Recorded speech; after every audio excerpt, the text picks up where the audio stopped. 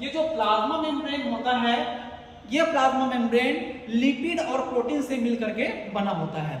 याद रखिएगा इस चीज को, ये वेरी इंपॉर्टेंट है कि जो प्रोकैरियोटिक ऑर्गेनिज्म होते हैं, इन प्रोकैरियोटिक ऑर्गेनिज्म के जो आपका सबसे पहले कैप्सूल था, कैप्सूल के नीचे में आपका सेल वॉल था और सेल वॉल के नीचे में प्लाज्मा मेम्ब्रेन है। ये जो प्लाज्मा मेम्ब्रेन है बेटा, लिपिड और प्रोटीन से मिलकर के बना होता है, जिस कारण इसको लिपोप्रोटीन के नाम से भी जानते हैं। साथ ही साथ आप यहाँ पर आप रेस्पिरेटरी चेन देख रहे हैं। आप ये प्लाज्मा मेम्ब्रेन के जस्ट नीचे में, प्लाज्मा मेम्ब्रेन के जस्ट नीचे में एक लेयर आपको दिखाई दे रहा है। इस लेयर को हम लोग रेस्पिरेटरी चेन के नाम से जानते हैं। आप जानते होंगे कि यूकैरियोटिक जो ऑर्गेनिज्म होते हैं, जो वेल डेवलप्ड ऑर्गेनिज्म है, उसमें रेस्पिरेशन के लिए माइटोकॉन्ड्रिया होता है, लेकिन प्रोकैरियोटिक जो सेल है या प्रोकैरियोटिक जो ऑर्गेनिज्म है, उनमें कुछ ऐसा व्यवस्था नहीं है। लेकिन इसमें इसी प्रोसेस को कंप्लीट करने के लिए आपका मीसोसोम होता है। इस मीसोसोम के माध्यम से हमारा जो प्रोकैरियोटिक ऑर्गेनिज्म होता है, वो प्रोकैरियोटिक ऑर्गेनिज्म जो होता है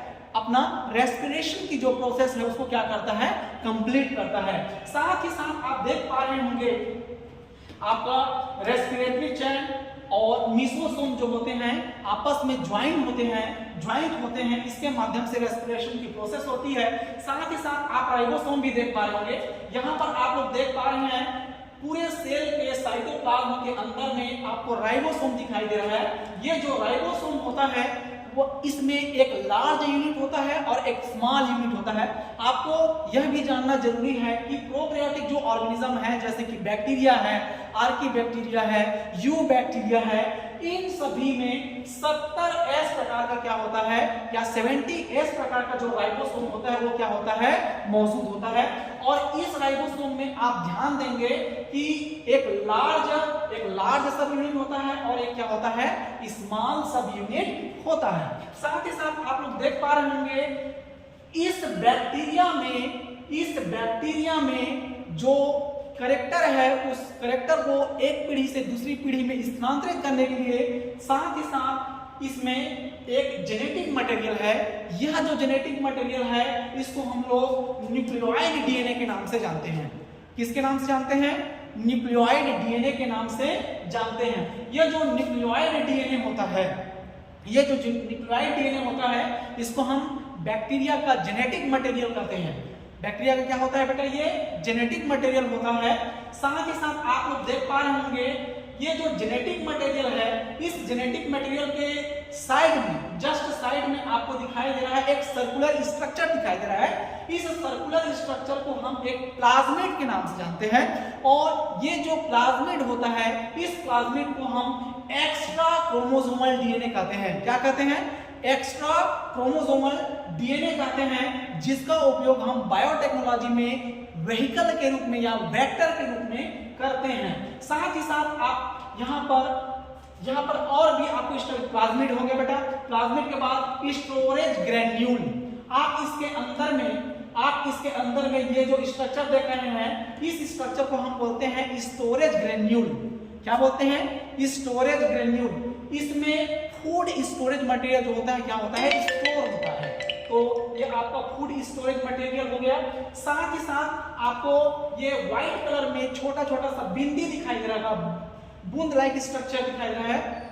इसको हम लोग फ्री एंजाइम कहते हैं। पूरे साइटोप्लाज्म में फ्री एंजाइम भी क्या होता है? मौजूद होता है। साथ ही साथ आपको यह भी जानना जरूरी है बेटा कि ये जो बैक्टीरिया है, इस बैक्टीरिया के बाहरी आउटर जो स्ट्रक्चर होता है, इस आउटर स्ट्रक्चर को हम फ्लैजिला के नाम से जानते हैं। किसके नाम से जानते हैं? फ्लैजिला के नाम से जानते हैं। इसी फ्लैजिला के माध्यम से कोई भी बैक्टीरिया जो होता है वो क्या करता है? मूवमेंट करता है। आपको यह जानकर हर्ष होगा प्यारे विद्यार्थियों कि इन बैक्टीरिया में अगर ऐसा स्ट्रक्चर आपको दिखाई देता है जिसको हम फ्लैजिला के नाम से जानते हैं, इसी फ्लैजिला के कारण कोई भी बैक्टीरिया जो होता है वो क्या करता है बेटा? मूवमेंट करता है।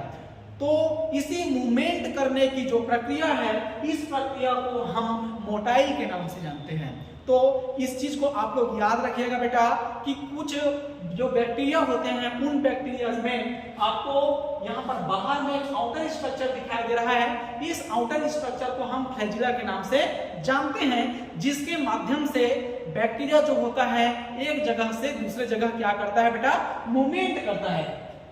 साथ ही साथ आपको ये जो आपका कैप्सूल है, इस कैप्सूल के बाहर में आपको हेयर लाइक स्ट्रक्चर दिखाई दे रहा है। इस हेयर लाइक स्ट्रक्चर को पिलाई कहते हैं। इस पिलाई का उपयोग बैक्टीरिया जो होते हैं सेक्सुअल रिप्रोडक्शन में पार्टिसिपेट करते हैं। जिस टाइम दो बैक्टीरिया, मान लीजिए यह एक बैक्टीरिया है और यह एक बैक्टीरिया है, जब दो बैक्टीरिया एक दूसरे के पास आएंगे सेक्सुअल रिप्रोडक्शन करने के लिए, तो उन दोनों के बीच में ये जो दोनों पिलाई होते हैं वो पिलाई आपस में क्या करते हैं बेटा, ज्वाइन करते हैं, और ज्वाइन करके वहां पर रिप्रोडक्शन की जो प्रोसेस है उस प्रोसेस में क्या करते हैं, ये पार्टिसिपेट करते हैं। साथ ही साथ आपको साइटोप्लाज्म दिखाई दे रहे हैं।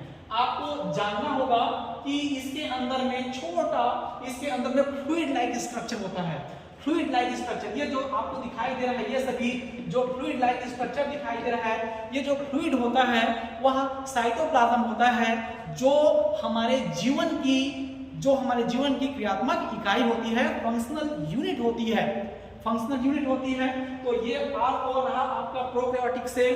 प्रोकैरियोटिक सेल जो होता है स्पेशली मोनेरा जगत के जो जीव होते हैं उन जीवों में हमको देखने को मिलता है। साथ ही साथ आपको बेटा मैंने प्रोकैरियोटिक सेल का स्ट्रक्चर बताया और साथ ही साथ आपको इनकी पूरी जो क्रिया विधि है उनको समझाने का प्रयास किया। Thank you so much.